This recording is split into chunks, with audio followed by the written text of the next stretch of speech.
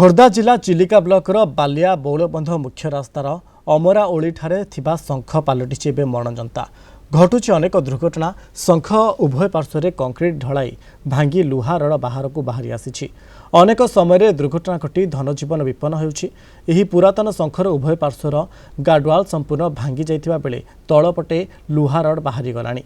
पुराना शंख को भांगी नूतन शंख निर्माण पई बारंबार दाबी होतिले मध्य फलशून सेबड़े विभाग अधिकारी कैमरा सामने मुह खोलु नाहांती।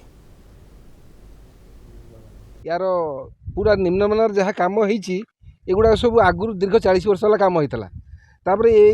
तार दीपट शंखर साइड रे कौन बाड़ ना स्कूल पिला माने जीवा आसिया करिया समय केतल भी पड़ी जाई पारंती केतल भी पड़िले तापर एपटे सब माल बोझे गाड़ी एपटे जीवा आसिया करुच्ची दरकार पड़े केतोटी शंख भी भांगी जीव आज्ञा उपरटा खाली चिकण होईची भीतर पूरा नष्ट हो सारे आम पोल भांगी जाइए स्कूल गला बेले असुविधा होमको सब भय लगुच गोटे बेले सैकेल पड़ी सैकेल भांगी जाइए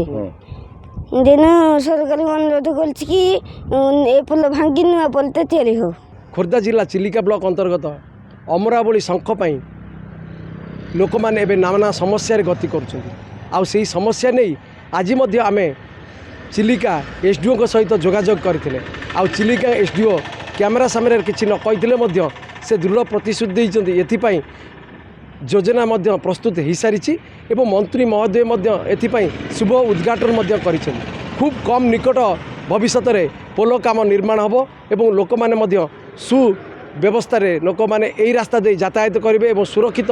यात्रा लोक मान सुविधाजनक हो पार बोली चिलिका एसडीओ आमको प्रतिश्रुति देइछन्ति। खोर्धा जिला चिलिकारु मनोज कुमार नायडू, कलिंग टीवी।